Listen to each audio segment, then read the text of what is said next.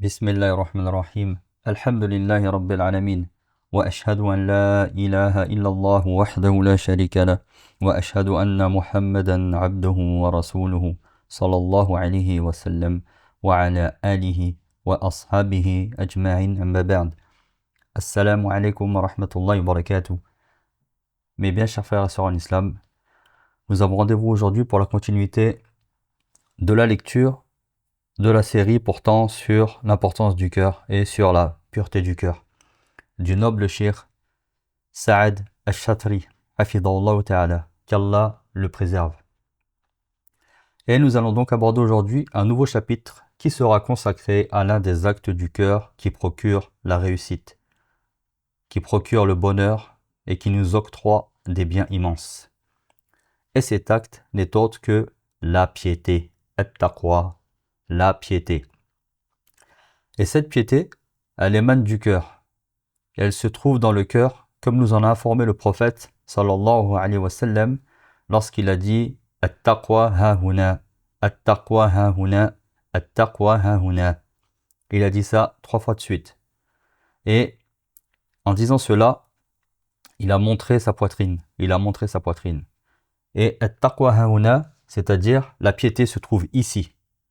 La piété se trouve ici, la piété se trouve ici. Et il montra sa poitrine, c'est-à-dire son cœur. Nous voyons donc que la piété se trouve où? Dans le cœur. Et pour rappel, mes chers frères et sœurs en islam, la définition la plus simple de la piété. La définition la plus simple de la piété est la suivante. La piété consiste à obéir à Allah avec clairvoyance, en espérant obtenir sa récompense. Et c'est le fait de délaisser les actes interdits avec clairvoyance en craignant son châtiment. D'accord? On va la répéter. La piété, c'est quoi? Cela consiste à obéir à Allah avec clairvoyance, c'est-à-dire avec science. Car ce que le croyant et la croyante accomplit, il le fait ou elle le fait en se basant sur quoi? Sur une science. Elle ne le fait pas comme ça, au hasard, ou selon un ressenti, ou selon une pensée, ou selon ce qu'on lui a dit. Non, elle va chercher l'information. Elle va chercher l'information, elle se base sur une science. Donc, c'est le fait d'obéir à Allah avec clairvoyance, avec science, en espérant obtenir sa récompense. La récompense d'Allah, subhanahu wa ta'ala, en accomplissant ses actes d'obéissance. Et, à l'opposé, c'est le fait de délaisser les actes interdits. C'est de délaisser les actes interdits, toujours avec clairvoyance, toujours avec cette science. Car on ne peut pas délaisser un acte interdit si nous ne sommes pas au courant que cette action que nous allons faire est interdite, bien évidemment. Donc ça, il faut le connaître. Donc c'est le fait de délaisser les actes interdits avec clairvoyance, en craignant son châtiment, c'est-à-dire le châtiment d'Allah subhanahu wa ta'ala par rapport aux actes interdits. Ainsi, celui qui fait cela, il pourra faire partie des gens pieux, incha'Allah, et on demande à Allah subhanahu wa ta'ala de nous compter parmi les gens de At-Taqwa, les gens pieux. Amin. Ainsi, Allah subhanahu wa ta'ala a promis de nombreux bienfaits aux gens pieux dans ce bas monde où nous vivons et aux gens pieux dans l'au-delà. D'accord? Et Allah nous rappelle cela dans son livre, le Coran, lorsqu'il nous dit, à la sourate 51, verset 15, Innal muttaqina fi jannatin wa uyun. Dans son sens en français, certes, les gens pieux séjourneront dans des jardins bordés de sources. Et dans un autre verset, Innal muttaqina fi jannatin wa na'im. Dans son sens en français, certes, les gens pieux séjourneront dans des jardins dans lesquels ils seront comblés de délices. Sourate 52 au verset 17. Ou encore, le verset 54 de la sourate 54, où Allah subhanahu wa ta'ala nous dit « Innal muttaqina fi jannatin wa nahar ». Et dans son sens en français, certes, les gens pieux séjourneront dans des jardins bordés de ruisseaux. Vous voyez à travers ces 3 versets que nous avons cités, Allah subhanahu wa ta'ala commence toujours par « Innal muttaqin ». Donc certes, les gens pieux. Ils seront où? Fi jannatin, dans des jardins.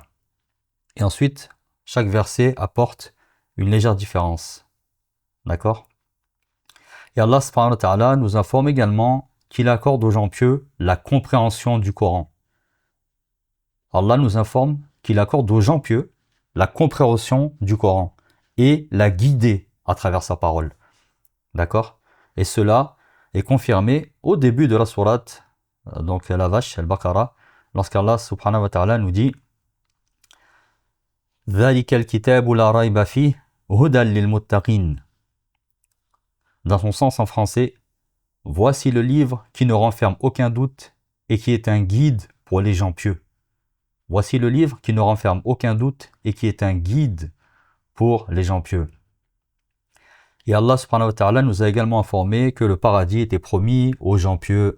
Et il nous dit dans la sourate 3 au verset 133 وَسَارِعُوا إِلَى مَغْفِرَةٍ مِّن رَبِّكُمْ وَجَنَّاتٍ عَرْضُهَا السَّمَاوَاتُ وَالْأَرْضُ وَعِدَّةٍ لِلْمُتَّقِينَ. Dans son sens en français, Allah subhanahu wa ta'ala nous dit et empressez-vous de courir vers le pardon de votre Seigneur. Empressez-vous de courir vers le pardon de votre Seigneur et vers un paradis large comme les cieux et la terre. Préparé pour qui? Préparé pour les gens pieux. Préparé pour les gens pieux. Nous voyons ce que la piété nous donne comme récompense. La piété nous aide à obtenir ce pourquoi nous croyons, ce pourquoi nous agissons, même si cela est parfois difficile, car l'être humain est faible et il préfère suivre ses passions et ses instincts. Mais sachez que celui à qui Allah subhanahu wa ta'ala a accordé la guidée, il n'aura de cesse et il aura pour objectif d'atteindre cette piété, qui sera la cause de tous les bienfaits dans l'au-delà, en commençant par l'entrée au paradis. Mais ce n'est pas tout, mes chers frères et sœurs en islam. La piété est également source de bienfaits. Dans cette vie mondaine, la vie que nous vivons ici et que nous menons sur cette terre. Et pour preuve à cela, Allah subhanahu wa ta'ala nous dit dans la sourate 65 au verset 4 وَمَن يَتَّقِ اللَّهَ يَجْعَل لَّهُ مِنْ أَمْرِهِ يُسْرًا. Dans son sens en français, et pour celui qui craint Allah, il lui facilitera alors toutes ses affaires. Et pour celui qui craint Allah, il lui facilitera alors toutes ses affaires. Ou encore le verset 2 et 3 de la sourate 65, où Allah nous dit وَمَن يَتَقِ اللَّهَ يَجْعَل لَّهُ مَخْرَجًا وَيَرْزُقْهُ مِنْ حَيْثُ لَا يَحْتَسِبُ وَمَن يَتَوَكَّلْ عَلَى اللَّهِ فَهُوَ حَسْبُهُ. Et dans son sens en français, Allah nous dit et pour celui qui craint Allah, il lui donnera toujours une solution et une issue favorable. Et il comblera ses besoins de la manière la plus inattendue. Ainsi, celui qui place sa confiance en Allah, il sera alors pour lui un soutien suffisant pour toute chose. Nous voyons donc que la piété va interagir avec ce que nous faisons et ce que nous entreprenons, que ce soit personnel, comme par exemple le mariage, ou bien si on est marié dans la vie de couple, ou alors à l'école, dans le sport, quand celui-ci est licite, bien évidemment, car il y a des sports qui sont interdits. Ça va interagir aussi sur la santé, lorsque nous sommes malades. Mais cette piété va également agir sur notre vie professionnelle, lorsque nous sommes à la recherche d'un travail, ou alors lorsque nous voulons créer une entreprise, ou dans le cadre d'une formation, ou alors que nous voulons toucher une augmentation, etc. Et les sujets sont nombreux. Et sachez que c'est Allah qui facilite tout cela, et rien n'est difficile pour lui, car tout est facile et simple pour Allah subhanahu wa ta'ala.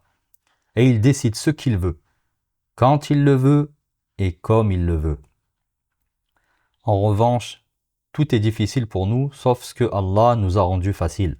Pour nous, la difficulté est de mise, sauf ce qu'Allah nous a rendu facile.